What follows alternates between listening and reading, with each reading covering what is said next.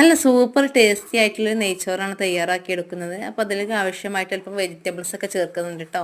അപ്പോൾ നല്ല ടേസ്റ്റാണ്, കഴിക്കാൻ കാണാനും നല്ല ലുക്കാണ്. അപ്പോൾ എല്ലാവരും ഒന്ന് ട്രൈ ചെയ്ത് നോക്കുക.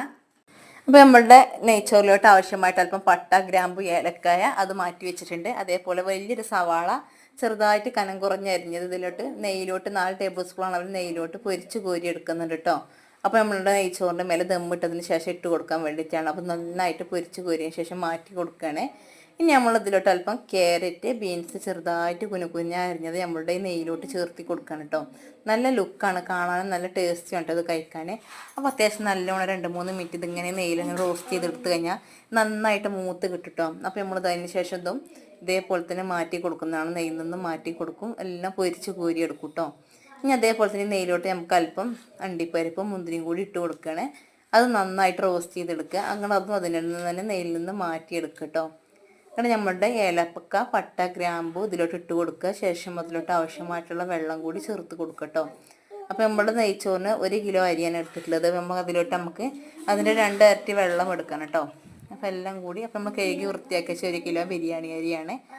നന്നായിട്ട് നമ്മളെ വെള്ളം തിളച്ചിട്ടുണ്ട്. അപ്പോൾ അതിലോട്ട് ആവശ്യമായിട്ടുള്ള ഉപ്പും ചേർത്ത് കൊടുക്കുക. നമ്മളുടെ അരി ഇതിലേക്ക് ഇട്ട് കൊടുക്കണം കേട്ടോ. ശേഷം കട്ട പിടിക്കാതിരിക്കാൻ വേണ്ടി നന്നായിട്ട് ഇളക്കി കൊടുക്കണം കേട്ടോ. അല്ലെങ്കിൽ അടിയിൽ പിടിക്കാനുള്ള ചാൻസ് ഉണ്ട്. നന്നായിട്ട് എല്ലാ ഭാഗവും മിക്സ് ചെയ്ത് കൊടുത്തതിന് ശേഷം നല്ലൊരു അടപ്പെടുത്ത് അടച്ചു കൊടുക്കട്ടോ. ഒരു 10 മിനിറ്റ് ആ ദമ്മിൽ കടന്നതിന് ശേഷം തീ കുറച്ച് കൊടുത്താൽ മതി. 10 മിനിറ്റ് ആ ദമ്മിൽ കടന്നതിന് ശേഷം നന്നായിട്ടൊന്ന് ഇളക്കി കൊടുക്കാം.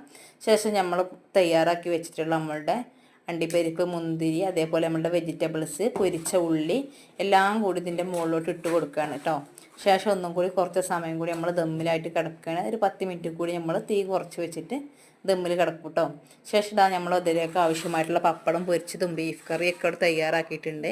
അപ്പോൾ ബീഫിൻ്റെ കറിയൊക്കെ ഒരുപാട് റെസിപ്പി ഇട്ടതാണ്. അപ്പോൾ ഞാൻ അതിൽ കാണിക്കുന്നില്ല കേട്ടോ. അപ്പോൾ നമ്മുടെ നെയ്ച്ചോറ് തയ്യാറായി കിട്ടിയിട്ടുണ്ട് കേട്ടോ. അപ്പോൾ നമ്മളിതൊരു പാത്രത്തിലോട്ട് മാറ്റി കൊടുക്കുകയാണ്. നല്ല ടേസ്റ്റാണ് കഴിക്കാൻ, കാണാനും നല്ല ലുക്കാണ്. ഗസ്റ്റൊക്കെ വരുമ്പോൾ പെട്ടെന്ന് തന്നെ തയ്യാറാക്കി കൊടുക്കാം കേട്ടോ. അപ്പോൾ എൻ്റെ ചാനൽ നിങ്ങൾ ആദ്യമായിട്ടാണ് കാണുന്നുണ്ടെങ്കിൽ സബ്സ്ക്രൈബ് ചെയ്ത് സപ്പോർട്ട് ചെയ്യാൻ ഒരിക്കലും മറക്കരുത്. ഇഷ്ടപ്പെട്ടാൽ ലൈക്ക് ചെയ്യാനും മറക്കരുത് കേട്ടോ. Okay, thank you.